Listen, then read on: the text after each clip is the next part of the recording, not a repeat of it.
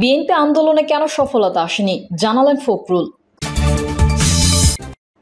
এদিকে বিএনপি কার্যালয়ের সামনে ককটেল বিস্ফোরণ, আহত ৩। কিছু মানুষ এতই টাকা বানায় যে দেশ ছেড়ে ভাগতে হয়, বললেন প্রধানমন্ত্রী। জানাবো যুগ্ম মহাসচিবদের জ্যেষ্ঠতা ঠিক করল বিএনপির হাইকমান্ড, কার পরে কে।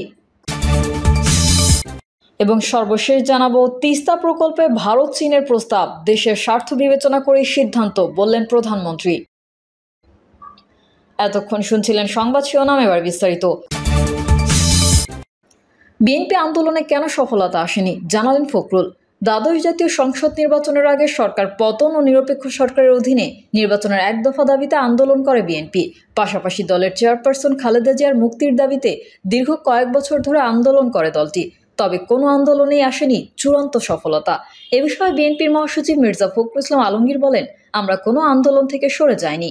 বিএনপি গত 15-16 বছরে যেসব আন্দোলন করেছে, এসব আন্দোলন খাটো করে দেখার কোনো কারণ নেই।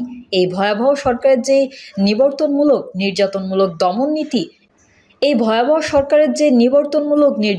দমন নীতি, এই কারণেই হয়তোবা সাফল্য আসেনি এখন পর্যন্ত। তিনি বলেন, আমাদের গণতন্ত্র পুনরুদ্ধার আন্দোলনে কয়েকশো মানুষ প্রাণ দিয়েছে।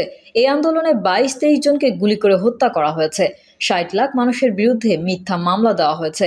27,000 লোককে দুদিনে গ্রেফতার করা হয়েছে। কোনোদিনই ন্যায়ের পথে আন্দোলন ব্যর্থ হয় না। আমাদের এটাতেই অবশ্য সাফল্য আসবে। বিএনপির মহাসচিব বলেন, আমরা কখনো আন্দোলন থেকে সরে যাইনি। খালেদা জিয়া গণতন্ত্রের প্রতীক। তাকে মুক্ত করার অর্থ প্রাথমিকভাবে গণতন্ত্র মুক্ত করার মতোই। আমরা গণতন্ত্র পুনরুদ্ধারের আন্দোলন থেকে সরে যাইনি, খালেদা জিয়ার মুক্তির আন্দোলন থেকে সরে যাইনি। এটা বাস্তবতা।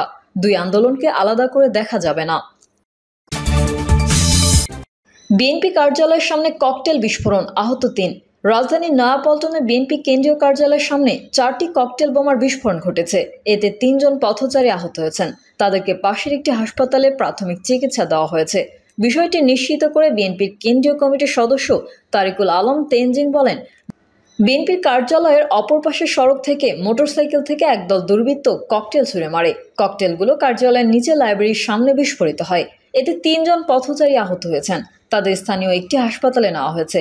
সরেজমিনে দেখা যায়, বিস্ফোরণের ঘটনার পর বিএনপি কার্যালয়ের সামনে অতিরিক্ত পুলিশ মোতায়েন করা হয়েছে। কিছু মানুষ এতই টাকা বানায় যে দেশ ছেড়ে ভাগতে হয়, বললেন প্রধানমন্ত্রী। প্রধানমন্ত্রী শেখ হাসিনা বলেছেন, কিছু মানুষের টাকা পয়সা এত বেড়ে যায় যে তারা দেশের টাকা রাখতে পারে না। টাকা বিদেশে রাখতে গিয়ে দেশ ছাড়তে হয়। এটা নেশার মতো হয়ে যায়। দেশের ব্যাংক খাত নিয়ে কমিশন গঠন সংক্রান্ত প্রশ্নের জবাব দিতে গিয়ে প্রধানমন্ত্রী বলেন, কিছু মানুষ লোভী হয়ে যায়। টাকা পয়সা এত বেড়ে যায় যে দেশে বাদে বিদেশে রাখতে গিয়ে তারপর দেশ ছেড়েই ভাগতে হয়। এই অর্থ বানিয়ে লাভটা কি হলো? এতই অর্থ বানিয়ে ফেললো যে দেশেই থাকা যায় না। তাহলে লাভ হলো কি? এটা তো মানুষ চিন্তা করে না। নেশার মতো হয়ে যায়। ব্যাংক খাত প্রসঙ্গে প্রধানমন্ত্রী বলেন, কেউ ব্যাংক ভালো চালাতে পারছে, কেউ পারছে না। যদি কোনো ব্যাংক দুর্বল হয়, তাকে সহযোগিতা করা হচ্ছে। যারা আমানত রাখে তাদের আমানত সংরক্ষণের দায়িত্ব রাষ্ট্রের, সেটাই পালন করার চেষ্টা করা হচ্ছে। যেখানে যতটুকু সমস্যা হচ্ছে তার সমাধানের চেষ্টা হচ্ছে। জানাবো যুগ্ম মহাসচিবদের জ্যেষ্ঠতা ঠিক করল বিএনপির হাইকমান্ড, কার পরে কে। বিএনপিতে যুগ্ম মহাসচিব একটি কাঙ্ক্ষিত পদ। এই পদে কাজের ব্যাপ্তি অনেকটা সংগঠনের মেরুদণ্ড বলা চলে এই পদাধিকারীদের। সম্প্রতি সাংগঠনিক পদবিন্যাসের যুগ্ম মহাসচিব পদে রদবদল আনা হয়েছে। বেশ কয়েকজন যুগ্ম মহাসচিবকে অন্যান্য পদে নিয়ে গিয়ে নতুনদের জায়গা করে দেওয়া হয়েছে। এবার যুগ্ম মহাসচিবদের জ্যেষ্ঠতা ঠিক করে দেওয়া হয়েছে। সেই সঙ্গে বিএনপির যুগ্ম মহাসচিবদের নয়াপল্টনের কেন্দ্রীয় কার্যালয়ে নিয়মিত থাকার নির্দেশ দিয়েছে দলটির হাইকমান্ড। একই সঙ্গে যুগ্ম মহাসচিবদের পদ জ্যেষ্ঠতার ভিত্তিতে নির্ধারণ করে দেওয়া হয়েছে। শনিবার দলটির ভারপ্রাপ্ত চেয়ারম্যান তারেক রহমানের সঙ্গে তাদের ভার্চুয়াল বৈঠকে এই সিদ্ধান্ত হয়। সূত্র মতে, নতুন 3 জন যুগ্ম মহাসচিব ঘোষণার সময় জ্যেষ্ঠতার ভিত্তিতে দেওয়া হয়নি বলে অভিযোগ ওঠে। শনিবারের বৈঠকে তা ঠিক করে দেয় ভারপ্রাপ্ত চেয়ারম্যান। সেই অনুযায়ী সিনিয়র যুগ্ম মহাসচিব রুহুল কবির রিজভীর পর জ্যেষ্ঠতার ভিত্তিতে অন্য যুগ্ম মহাসচিবরা হলেন খায়রুল কবির খোকন, শহীউদ্দিন চৌধুরী অ্যানি, হাবিবুন নবী খান সোহেল, সৈয়দ ইমরান সালেহ প্রিন্স ও আব্দুস সালাম আজাদ। সিনিয়র যুগ্ম মহাসচিব ও দপ্তরের দায়িত্বপ্রাপ্ত রুহুল কবির রিজভীকে কেন্দ্রীয় কার্যালয়ে সবসময় পান নেতাকর্মীরা। এর বাইরে শনিবার কেন্দ্রীয় কার্যালয়ে সকাল থেকে রাত পর্যন্ত উপস্থিত থাকবেন হাবিবুন নবী খান সোহেল। রোববার ও বৃহস্পতিবার আব্দুস সালাম আজাদ, সোমবার শহীদউদ্দিন চৌধুরী অ্যানি, মঙ্গলবার সৈয়দ ইমরান সালেহ প্রিন্স ও বুধবার থাকবেন খায়রুল কবির খোকন। এর মাধ্যমে কেন্দ্রীয় কার্যালয়ে নেতাকর্মীদের আরও পদচারণা বাড়বে বলেও নানা কর্মকাণ্ডেও আগের চেয়ে গতিশীলতা আসবে বলে মনে করছেন হাইকমান্ড। এখনও যুগ্ম মহাসচিবের 2টি পদ শূন্য রয়েছে।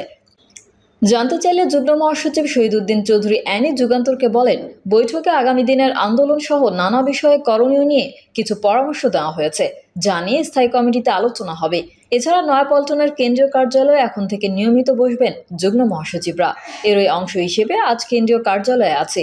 এর আগে বিএনপির 4 যুগ্ম মহাসচিবকে উপদেষ্টা করা হয়। তারা হলেন মাহবুব উদ্দিন খোকন, মোয়াজ্জেম হোসেন আলাল, হারুনুর রশিদ ও আসলাম চৌধুরী। তিস্তা প্রকল্পে ভারত চীনের প্রস্তাব, দেশের স্বার্থ বিবেচনা করে সিদ্ধান্ত, বললেন প্রধানমন্ত্রী। প্রধানমন্ত্রী শেখ হাসিনা বলেছেন, তিস্তার পানি বণ্টন নয় মহাপরিকল্পনা নিয়ে আলোচনা হয়েছে। প্রধানমন্ত্রী শেখ হাসিনা বলেছেন, তিস্তার পানি বণ্টন মহাপরিকল্পনা নিয়ে আলোচনা হয়েছে। বাংলাদেশের বিশ্বস্ত বন্ধু ও আঞ্চলিক অংশীদার ভারত। দেশটি বাংলাদেশের সঙ্গে আরও গভীরভাবে কাজ করার আগ্রহ প্রকাশ করেছে। আমরা বাংলাদেশ ও ভারতের মধ্যে পারস্পরিক সহযোগিতা ও সম্পৃক্ততার পথ এবং কার্যপন্থা নিয়ে আলোচনা করেছি। আমরা আমাদের দুই দেশের জনগণ এবং তাদের কল্যাণের জন্য আন্তরিকভাবে সহযোগিতা করার বিষয়ে সম্মত হয়েছে। প্রধানমন্ত্রী বলেন, তিস্তা প্রকল্পে ভারত চীন দুই দেশই প্রস্তাব দিয়েছে। দেশের স্বার্থ বিবেচনা করে সিদ্ধান্ত নেবে সরকার। প্রধানমন্ত্রী শেখ হাসিনা তার সাম্প্রতিক ভারত সফর গিয়ে আজ মঙ্গলবার গণভবনে আয়োজিত এক সংবাদ সম্মেলনে এসব কথা বলেছেন। বাংলাদেশ অংশের তিস্তা নদীর সংরক্ষণ ও ব্যবস্থাপনার মহাপরিকল্পনায় চীনের অর্থায়ন প্রস্তাব ঝুলে থাকার মধ্যে তাতে যুক্ত হওয়ার আগ্রহ দেখিয়েছে ভারত সরকার। এর অংশ হিসেবে একটি কারিগরি দল শিগগিরই বাংলাদেশ সফর করবে বলে প্রধানমন্ত্রী শেখ হাসিনার সঙ্গে এক যৌথ সংবাদ সম্মেলনে জানিয়েছেন ভারতের প্রধানমন্ত্রী নরেন্দ্র মোদী। ভারতের কারিগরি দলের সফরকে পররাষ্ট্রমন্ত্রী ইতিবাচক হিসেবে বর্ণনা করলেও চীনের অর্থায়নের ক্ষেত্রে এটা বাধা হতে পারে বলে মনে করছেন কোনো বিশ্লেষক। শনিবার দিল্লিতে ওই যৌথ সংবাদ সম্মেলনে ভারতের প্রধানমন্ত্রী মোদী বলেন, বাংলাদেশের তিস্তা নদীর সংরক্ষণ ও ব্যবস্থাপনার বিষয়ে আলোচনার জন্য একটি কারিগরি দল শিগগিরই বাংলাদেশ সফর করবে। 8 থেকে 11 জুলাই প্রধানমন্ত্রী শেখ হাসিনার বেইজিং সফরে তিস্তা প্রকল্পে চীনের অর্থায়নের বিষয়ে চূড়ান্ত সিদ্ধান্ত আসার সম্ভাবনার মধ্যে এমন ঘোষণার খবর বেশ গুরুত্ব দিয়ে ছেপেছে ভারতীয় গণমাধ্যমগুলো। ভারতের এই ঘোষণার ফলে ওই প্রকল্পের বিষয়ে চীনের চাপকে ভিন্ন দিকে প্রবাহিত করা আগামী মাসের বেইজিংয়ের সফরে প্রধানমন্ত্রী শেখ হাসিনার জন্য সহায়ক হবে বলে মন্তব্য করা হয়েছে প্রতিবেদনে। তিস্তা মহাপরিকল্পনা 2011 সালের সেপ্টেম্বরে ভারতের তৎকালীন প্রধানমন্ত্রী মনমোহন সিংয়ের ঢাকা সফরের আগেই দুই দেশের পানি সম্পদ মন্ত্রী পর্যায়ের বৈঠকে তিস্তার পানি বণ্টন চুক্তির বিষয়ে দুই পক্ষ একমত হয়েছিল। মনমোহন সিংয়ের সফরেই বহু প্রতীক্ষিত তিস্তার পানি বণ্টন চুক্তি হওয়ার কথা থাকলেও পশ্চিমবঙ্গের মুখ্যমন্ত্রী মমতা বন্দ্যোপাধ্যায়ের বিরোধিতায় তা আটকে যায়।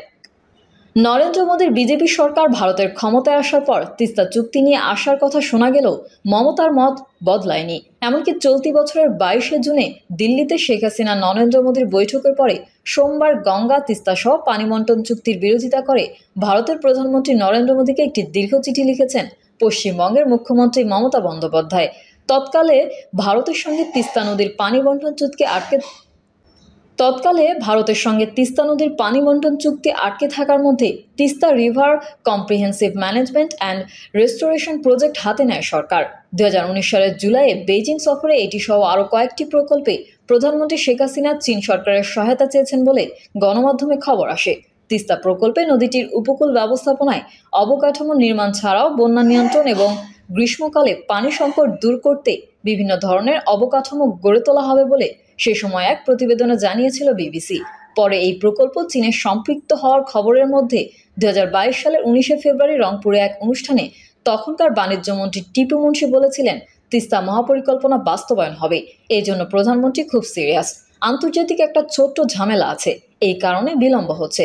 তবে এটা হলে নদীর দুই পারে বিশাল অর্থনৈতিক জোন গড়ে তোলা সম্ভব হবে। প্রকল্পের কাজ আটকে থাকলেও গত ডিসেম্বরে এক অনুষ্ঠানে চীনা রাষ্ট্রদূত ইয়াও ওয়েন বলেছিলেন, দ্বাদশ জাতীয় নির্বাচন শেষ হওয়ার জন্য অপেক্ষা করছেন তারা। নির্বাচনের পর তা শুরুর আশা প্রকাশ করেন তিনি। এরপর জানুয়ারিতে নতুন সরকার গঠনের পর পররাষ্ট্রমন্ত্রী হাসান মাহমুদের সঙ্গে বৈঠক করে ঢাকায় চীনা রাষ্ট্রদূত ইয়াও ওয়েন সাংবাদিকদের বলেছিলেন, তিস্তা নদী প্রকল্পের বিষয়ে চীন প্রতিশ্রুতিবদ্ধ। এরপর গত মাসে ঢাকা সফরে এসে তিস্তা প্রকল্পে অর্থায়নে ভারতের আগ্রহের কথা জানান দেশটির পররাষ্ট্র সচিব বিনয় কোয়েত্রা। মে মাসের 9 তারিখে তার সঙ্গে বৈঠকের পর পররাষ্ট্রমন্ত্রী হাসান মাহমুদ বলেন, তিস্তা নিয়ে আলোচনা হয়েছে। তিস্তায় আমরা একটা বৃহৎ প্রকল্প নিয়েছি, ভারত সেখানে অর্থায়ন করতে চায়। আমি বলেছি, তিস্তায় যে প্রকল্পটি হবে সেটা আমাদের প্রয়োজন অনুযায়ী হবে, আমাদের প্রয়োজন যেন পূরণ হয়। প্রিয় দর্শক, এই ছিল এখনকার সর্বশেষ সংবাদ। আপডেট সংবাদ পেতে চ্যানেলটি সাবস্ক্রাইব করে বেল আইকনটি ক্লিক করুন। কমেন্টে আপনার মতামত জানিয়ে আমাদের সাথেই থাকুন। ধন্যবাদ সবাইকে। আল্লাহ হাফেজ।